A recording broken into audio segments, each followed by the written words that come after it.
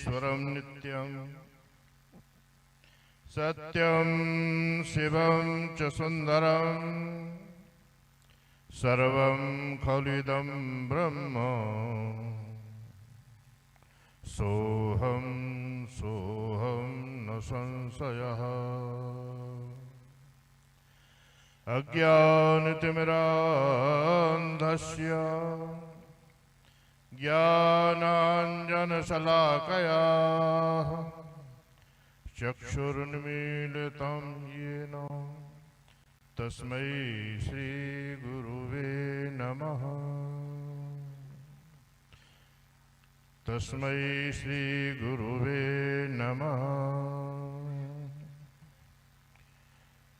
मध्ये सुधाब्धिमणिमण्डपरत्नवेद्यां सिंहासनोपरिगतां परपीतवर्णां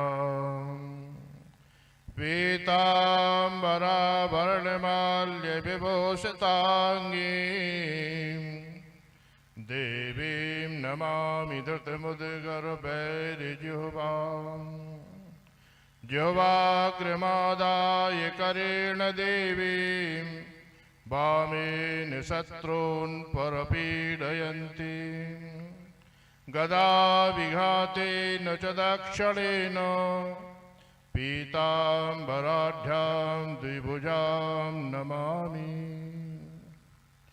जनकसुता जगज्जननी जानकी अतिशय प्रिय करुणा निधान की ताके जुगपद कमल मनावं जसु कृपा निर्मल मति पावं जसु कृपा निर्मल मति पावं।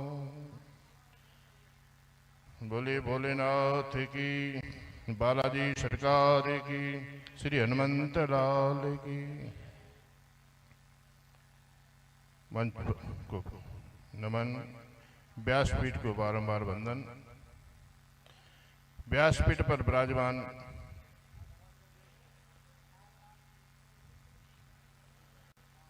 माघ मकर गति रब जब हुई, तीरथ पते आए सब कोई। सब देवता यक्ष गंधर्व मुनि ऋषि तपस्वी सब जहाँ जाते हैं, ऐसे धाम से सरकार सिद्धेश्वर धाम पधारे, आपको बारंबार अभिनंदन। अभी जिनको आप सुन रहे थे, जिनके हृदय में सदा भारत माता के प्रति, सनातन संस्कृति के प्रति, रामलला के प्रति जो भाव है, जो उनमें भारत माता को सनातन संस्कृति में देखने की अभिलाषा है, ऐसे चंद्रांशु जी महाराज, इनकी वाणी हमने सुनते रहते हैं, यूट्यूब पर भी तब तरह तरह से। आज यहाँ इनको अपने मध्य पाकर के मुझे बहुत प्रसन्नता हुई। इनके साथ पधारी हमारी पूर्व राज्य मंत्री राजभर बहन, इनको भी बहुत बहुत आशीर्वाद। चंद्रांशु जी महाराज ने फोन किया और आप सत्संग के लिए चलती हैं। टिकट लेने के लिए तो बहुत भागते हुए देखे हमने नेता। कोई नेता सत्संग की ओर जाए तो सबसे अच्छा लक्षण है, राष्ट्र का कल्याण का लक्षण है, राम राज्य आने का लक्षण है। पहले तो राजे महाराजे सब करते थे, फिर ऐसी गड़बड़ी आई देश में, सब उलट पुलट होने लगा। फिर एक आया चाय बेचकर, अमेरिका में भी नवरात्रि व्रत रखता है, संसार के सबसे बड़े महल में बैठ करके भी वो कहता है केवल नींबू पानी लेना है, क्योंकि नवरात्रि है, माता का व्रत है मेरा। ऐसा व्यक्त किया जाता है, वो भी राजनेता है। फिर दंड समान भयो जस जाका, लक्ष्मणपुरी से आए महाराज जी। लक्ष्मणपुरी और लक्ष्मण के बिना राम की पताका फहराया जाना संभव नहीं है।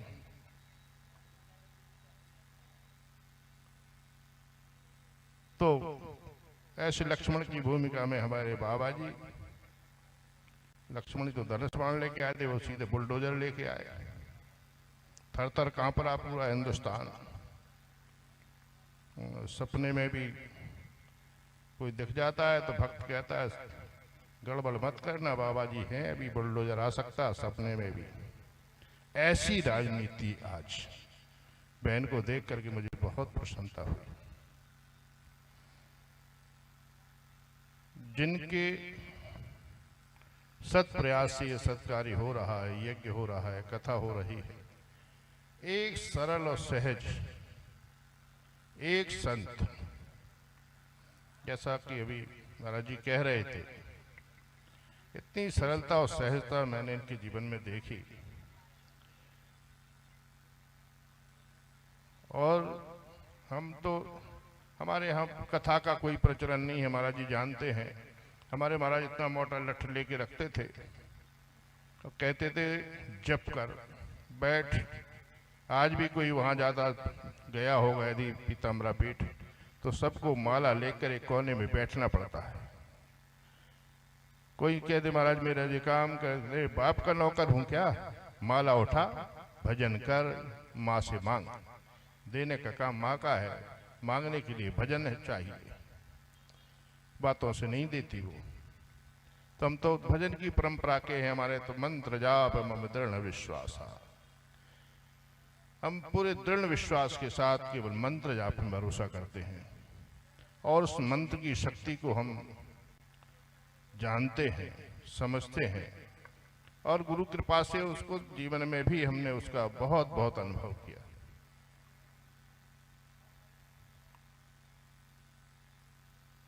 एक सरल संत यहाँ बैठ गया, मंत्र जाप करने लगा, बालाजी आ गए, शंकर जी आने वाले हैं, यज्ञ होने लगा, साधु संत आने लगे।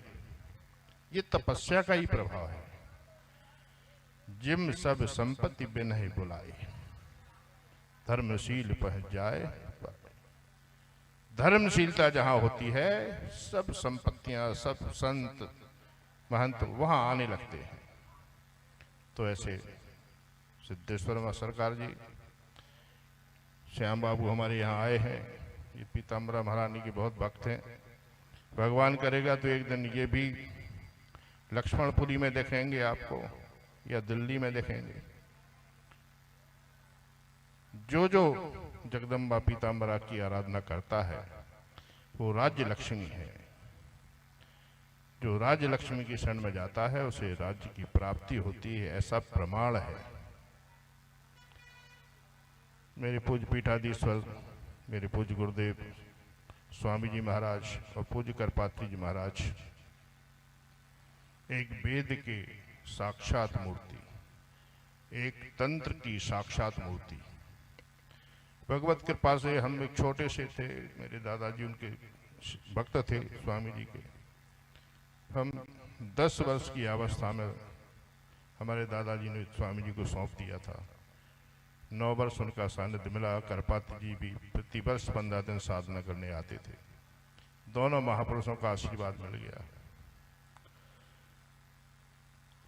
एक बार दोनों आए तो हम बालक कुछ जिज्ञासु होते हैं, ज्यादा ही क्या क्या करते हैं। तो हमने अपने गुरुदेव से पूछा, स्वामी जी महाराज, गुरुदेव आप हिमालय पर इतनी कठोर साधना करते थे, तो यहाँ कैसे पधारे? दतिया तो बहुत छोटी जगह है, झांसी बहुत छोटी जगह है आपके लिए। तो मैं आपका ध्यान ये इसलिए दिलाना चाहता हूँ, गुरुदेव ने एक बहुत रहस्यमय बात कही। आज मेरा मन हो रहा है, यदि आपके पास समय हो, मैं बिल्कुल कहानी में सुना दूंगा, कुछ नहीं सुनाऊंगा, एक श्लोक नहीं सुनाऊंगा, कुछ नहीं कहूँगा, लेकिन 10-15 मिनट तो बैठना ही पड़ेगा। थोड़ी देर को अपने घर से मन हटा लो, भूख लग रही हो तो भूल जाओ, बच्चों की याद आ रही हो तो कुछ तो त्यागना ही पड़ेगा। संत धन नहीं मांगते आपसे, कुछ तो त्याग करना ही पड़ेगा, थोड़े ही समय के लिए सही। मैं संक्षेप में सुनाता हूँ। भगवान राम कब आते हैं, राम राज्य कब आता है, राम के आगमन की भूमिका क्या है। जिस राम की कथा गायन हम दिन रात सुनते हैं, गाते हैं, उसकी भूमिका क्या है, और उस भूमिका में भी भूमि का क्या महत्व है। भूमिका में भी भूमि का बड़ा महत्व होता है। अभी महाराज कह रहे थे, चंदांशु जी महाराज, ये भूमि ऐसे ही नहीं है, कोई आके बैठा है तो ऐसे ही नहीं बैठ गया, भूमि का भी अपना महत्व है। तो मेरे गुरुदेव ने एक दिन रात में हम चरण प्रचापन कर रहे थे, सुंदर कथा बताई। आज मैं आपको कहानी के रूप में सुना देना चाहता हूँ। चलिए चलते हैं राम राज्य की भूमिका की ओर। कौशल दो देश थे, दक्षिण कौशल और उत्तर कौशल। दक्षिण कौशल छत्तीसगढ़ से महाराष्ट्र के विदर्भ तक, उत्तर कौशल भोपाल के समीप से, उसकी परिधि है इत जमुना उत नर्मदा, कालपी से नर्मदा जबलपुर तक। इत चंबल उत टॉस, चंबल यानी ग्वालियर के आगे दिल्ली जाते हो तो चंबल मिलती है, टॉस सीधी एक जिला है मध्य प्रदेश को, वहां ये उत्तर कौशल था। दक्षिण कौशल में महाराज भानुमान राजा राज करते थे, और उत्तर कौशल में उनके छोटे भाई।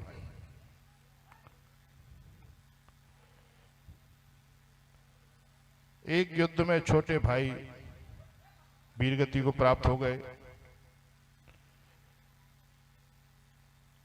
भानुमान की पुत्री कौशल्या दक्षिण कौशल में, छोटे भाई के एक बेटा एक बेटी, सुमंत जी और सुमित्रा जी। ध्यान से सुनिएगा, कभी कभी आईएएस की परीक्षाओं में भी आ जाता है, अपने बच्चों को भी सुनाते रहिए। रामायण में नहीं लिखा, रामायणे निगदितम क्वचिदन्य, तो कुछ अलग से लिया, कुछ अलग, क्वचिदन्य। ऐसा हम नहीं कहते, गोस्वामी जी कहते हैं। तो दक्षिण कौशल में कौशल्या जी का जन्म हुआ, उत्तर कौशल में सुमित्रा जी और सुमंत जी का जन्म हुआ। बहुतों को तो यही नहीं पता है सुमंत जी रथाक्ते थे राम जी का, तो थे कौन इनके, उनके सगे मामा थे लक्ष्मण शत्रुघ्न। महाराज दशरथ के सगे साले और प्रधानमंत्री थे अयोध्या राजवंश के। भूमि एक ऐसी, जिसे हम तपोवन कहते हैं, उस समय पुराणों में तपोवन के नाम से, वो उत्तर कौशल था, जिसमें चित्रकूट भी है। उत्तर कौशल में, उत्तर कौशल की बड़ा महत्व है रामायण में। राम अपने मामा के यहाँ की महिमा नहीं गाते, लक्ष्मण के मामा ममाने की महिमा गाते हैं। सबसे ज्यादा महत्व ने लक्ष्मण को दिया। आप लक्ष्मणपुरी से आए, इसलिए आपको देख देख के याद आ रहा हूं।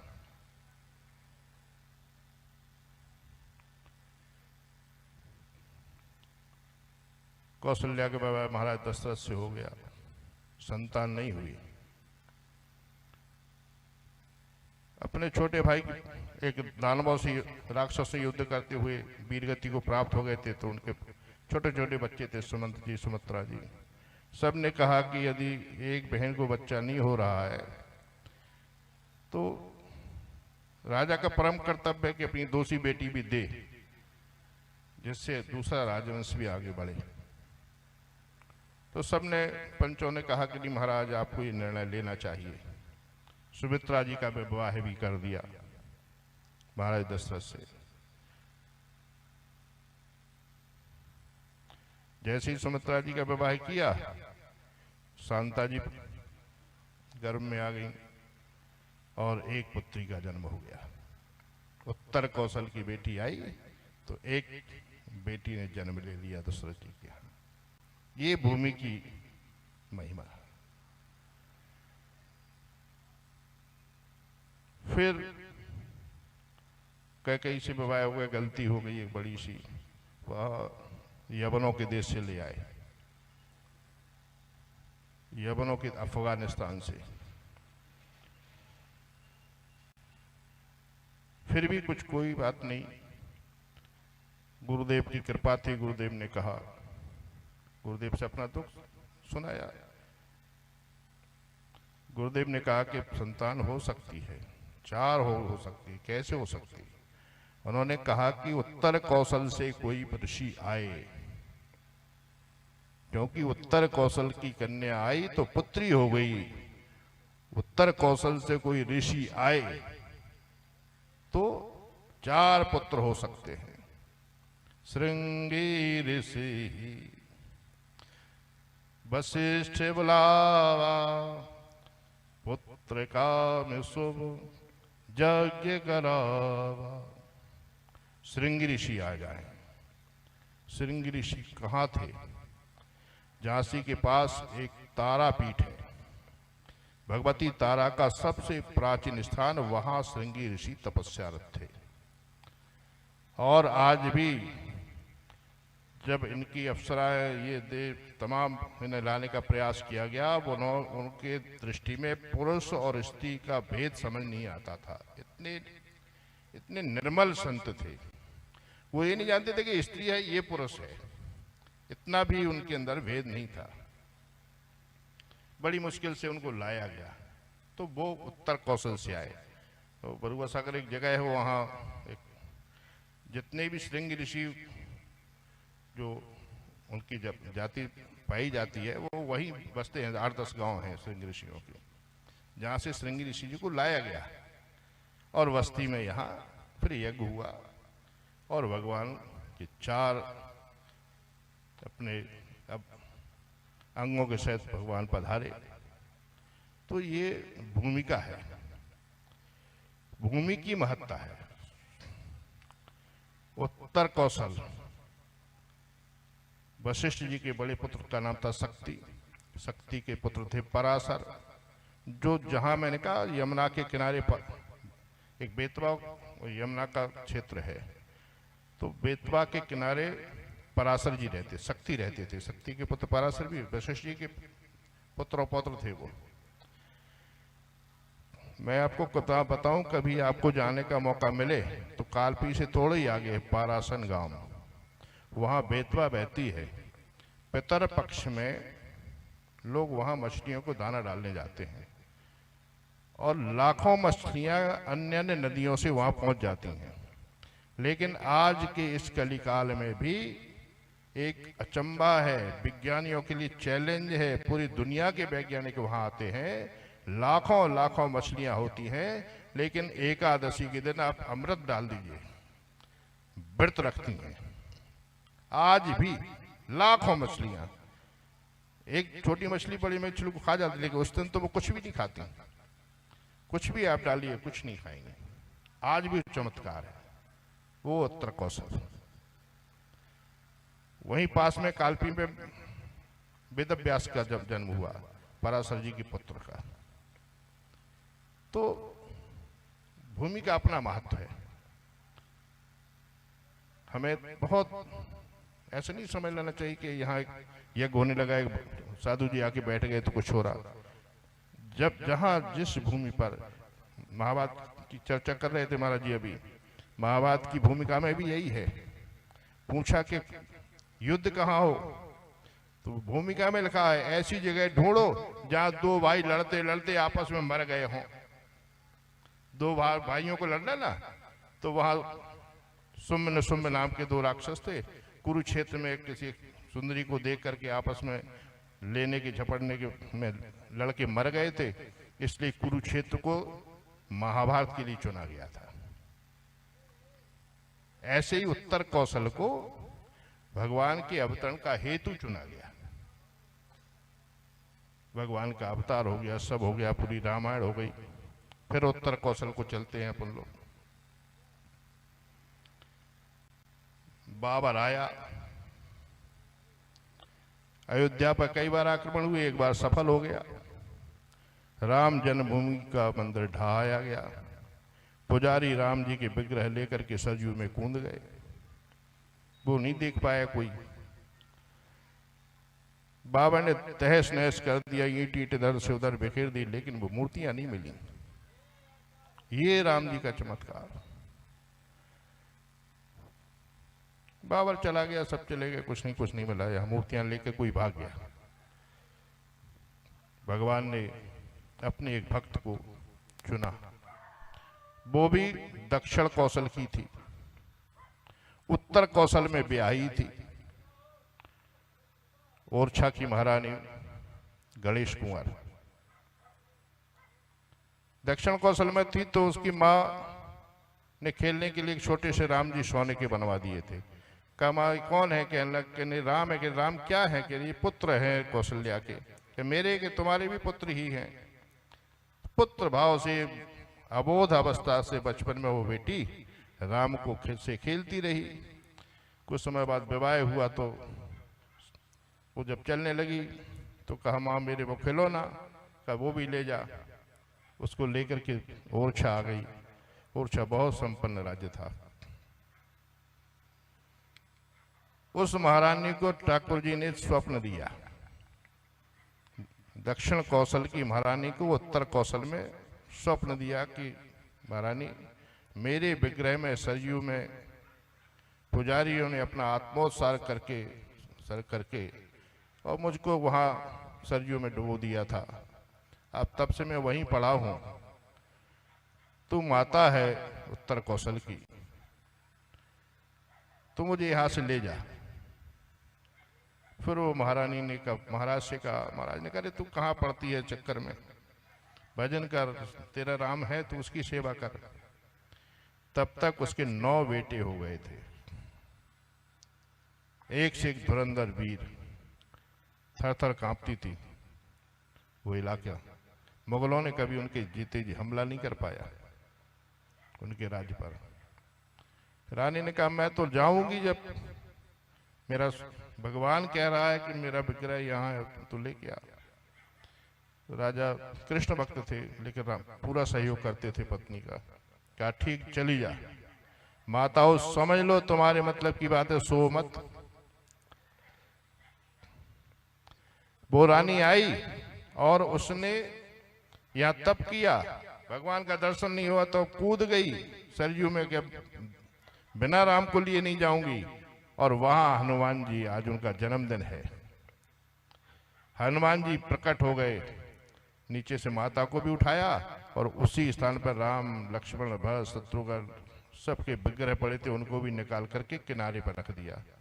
उनको हिलाया डुलाया, पेट से पानी निकला तो कौशल्या को, रानी गणेश कुंवर को होश आया। देखा रे तो भगवान सब यही मिल गए।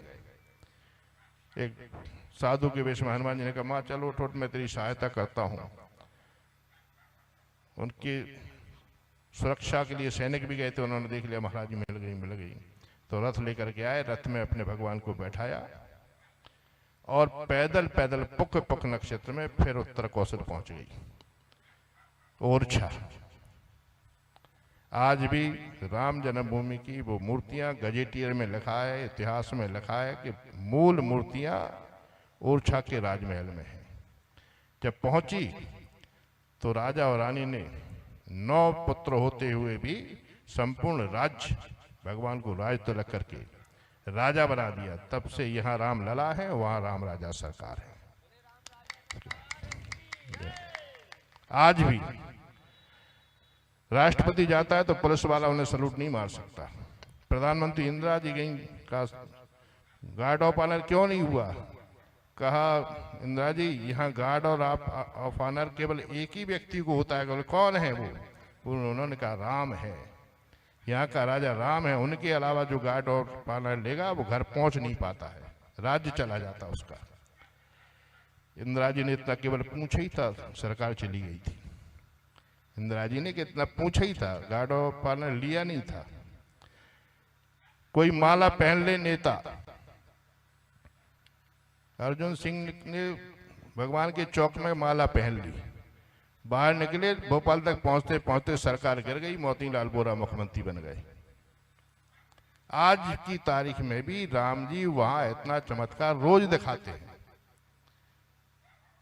अयोध्या से वहां राजा बन के बैठे हैं, दिवस ओरछा रहते हैं, रैन अयोध्या बास। ठाकुर जी रोज रात में कनक भवन आ जाते हैं, हनुमान जी रोज लेकर के उनको आते हैं। ये परंपरा वहां आज भी वैसी की वैसी बनी हुई है। तो ऐसे राम हैं, उन राम की पवित्र धरा पर सत्संग हो रहा है। हम तो छोटे से व्यक्ति हैं, भगवान की कृपा से, गुरु दादाजी की कृपा से गुरु के चरणों तक पहुंच गए, गुरु के चरणों से कृपाते जी के चरणों तक पहुंच गए। इनके यहाँ भी ले आए थे, उसके बीच में हम सच्चा बाबा थे इनके यहाँ, तो हाँ, कृपाती जी ने कहा कि तुम सच्चा बाबा के यहाँ चले जाओ। एक दिन हमसे गुस्सा हो गए कृपाती जी, ये बहुत प्रश्न करता है, उसे सच्चा बाबा के यहाँ भी, तो वहाँ पूछे गए, तो हम नहीं जानते थे सच्चा बाबा। हम सच्चा बाबा के यहाँ गए, छुड़वा दिया गया हमें जबरदस्ती। गंगा भैया ने ऐसी कृपा की, 2 महीने बाद ऐसी बाढ़ आई कि गांव सब डूब गया और सच्चा बाबा के तख्त तैरने लगे।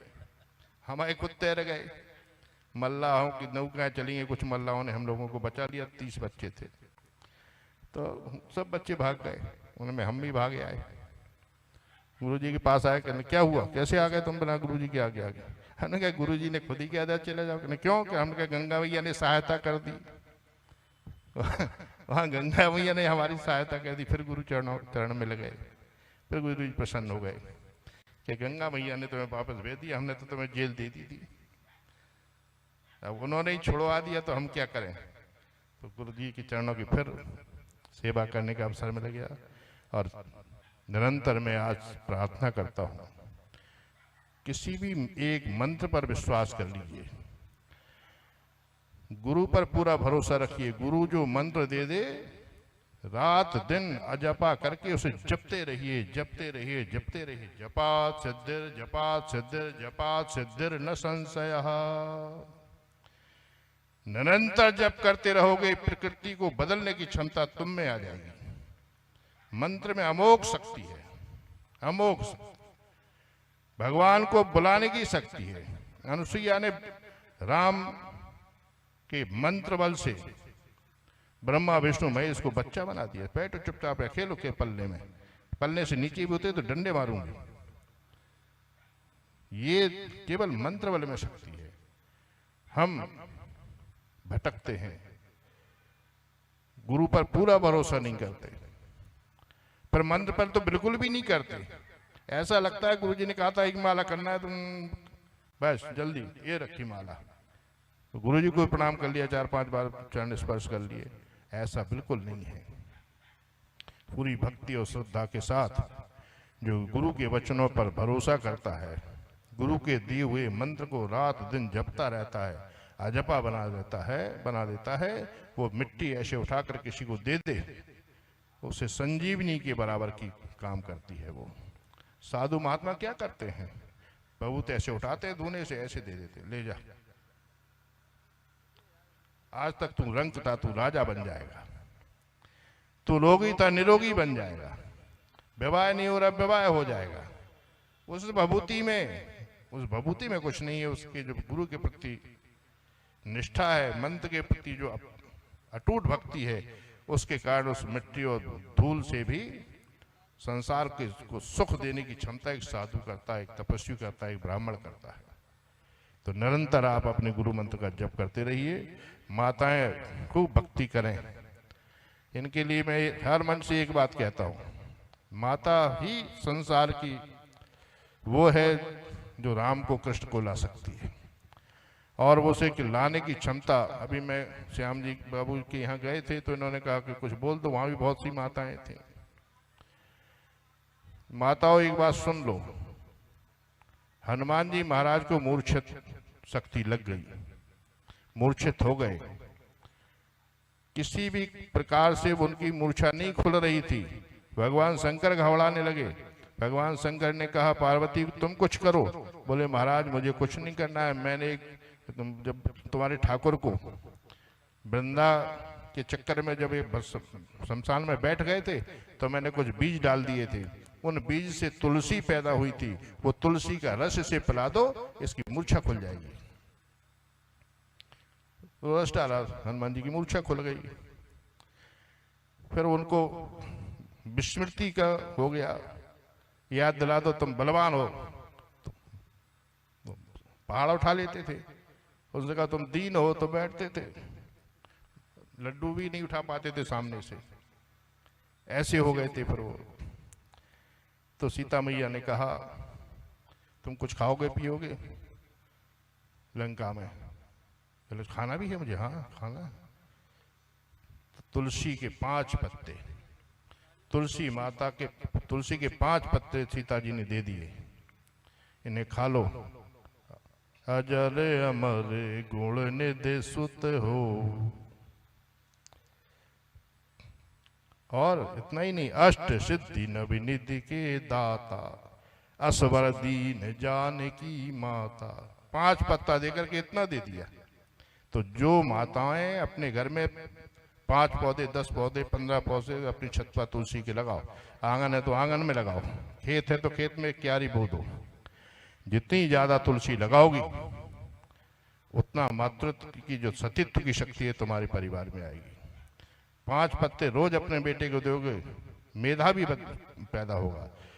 तो पति शराबी हो तो रोज 5 पत्ते जबरदस्ती पकड़ पकड़ के मुंह में डालो, और मेरी गारंटी 1 महीने बाद दारू पिएगा, उल्टी करेगा, फिर दारू पिएगा, फिर उल्टी करेगा। तुम पिलाती रहो उसे किसी भी प्रकार से, तो तुम्हारा परिवार भी सुखी हो जाएगा और संतान भी मेधावी हो जाएगी। इतनी शक्ति केवल तुलसी में है। जो तो गुरु जी हमें बताते, हम अब सार्वजनिक बताने लगे। जैसे आपने गीता का बताया, गीता की आज बहुत जरूरत है, ऐसे तुलसी की उससे ज्यादा जरूरत है। हनुमान की तरह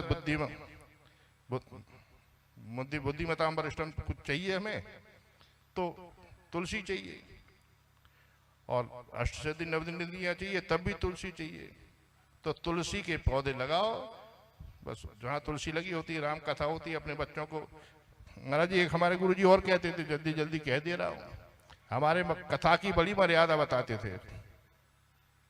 हमारे गुरु जी कहते थे कथा बच्चों को कहना चाहिए और बूढ़ों को सुनना चाहिए। अभी हम क्या करते हैं, बूढ़ों को बैठाते हैं, बच्चे सुनते हैं, उन्हें सुनना ही नहीं है। हमारे गुरु जी कहते तखत लगवाते थे, बच्चे कथा कहें।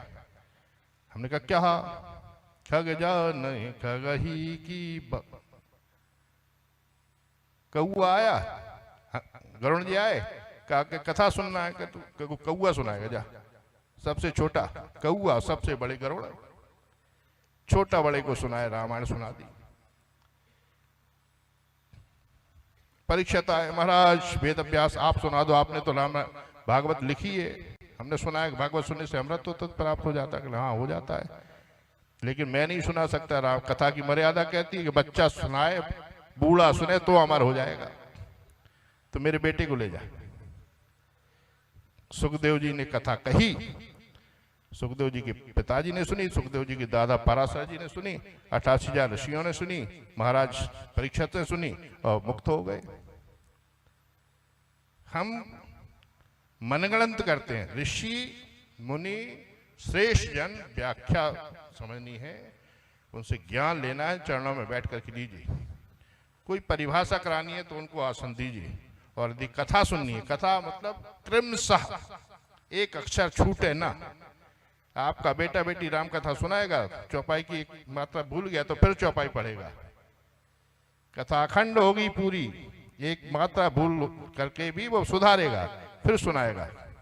यानी कथा पूरी की पूरा सुनना है तो अपने बेटा बेटी को अपने चौकी पर बैठाओ, अपने घर में दादा दादी जितने पड़ोसी हैं सबको सुनवाओ, तो निश्चित रूप से भगवान की कृपा आपके घर में बरसेगी।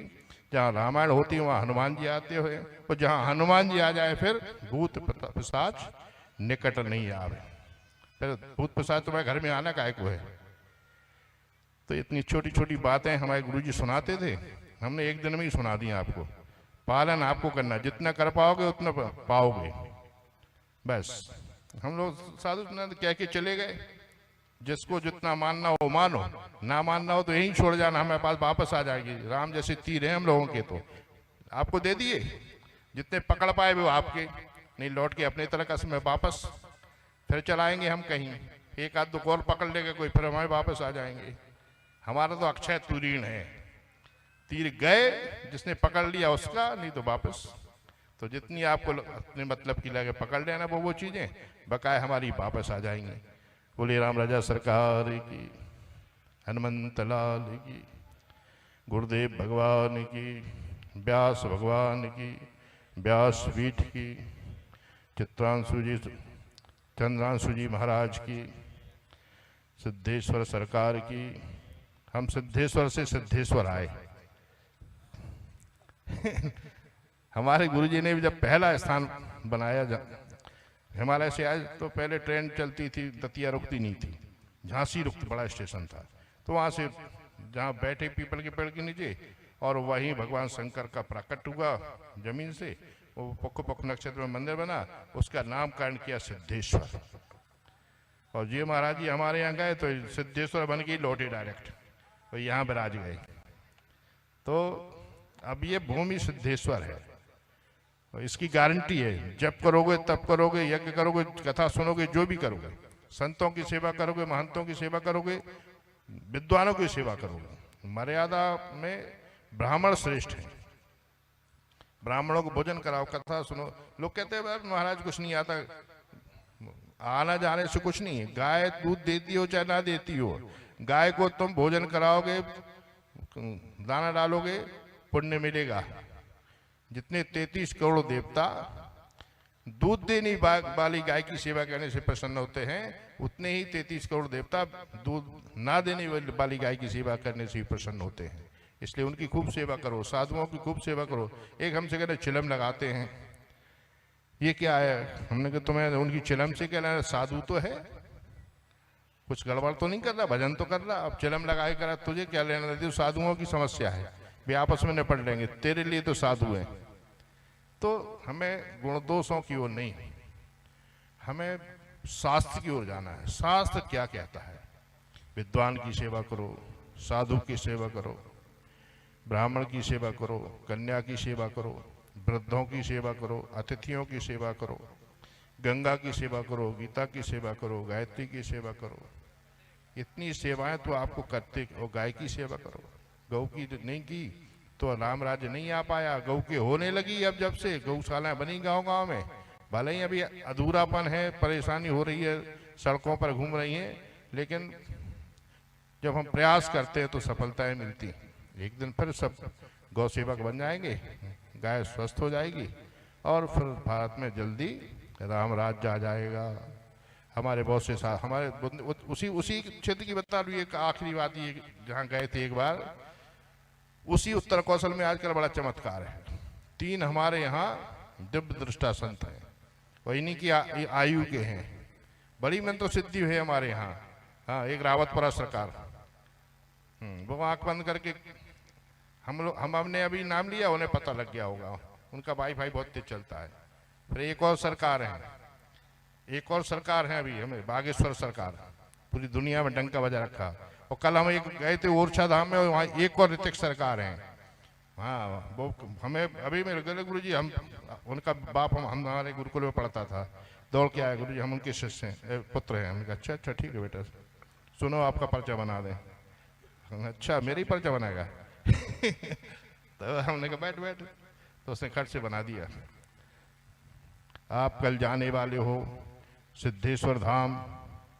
हमने कहा नहीं जाएंगे, लखनऊ से लौटेंगे, अब नहीं जाएंगे। तो उन पर्चा बना दिया, चल जेब में रख लिया।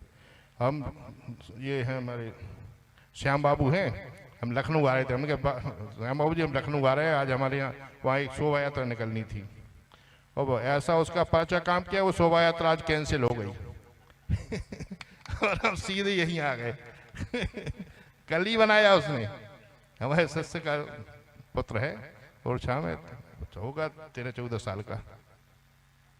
तो आजकल वहां बड़ी चमत्कार है, उत्तर कौशल ही राम राज्य लाएगा। तो आप राम जी पर भरोसा रखिए, राम जी सब कृपा करेंगे, आप स्वस्थ रहें, सुखी रहें। हर हर महादेव। संत समाज की जय। बहुत समय ले लिया आपका, क्षमा करना। हमको ऐसी बातें कर, बुढ़ापे में बातें ज़्यादा करने की आदत हो जाती नहीं। अब सफ़ेद हो गई दाढ़ी तो आप सोच रहे होगे कहाँ फंस गए आज बाबाओं में, जैसे तैसे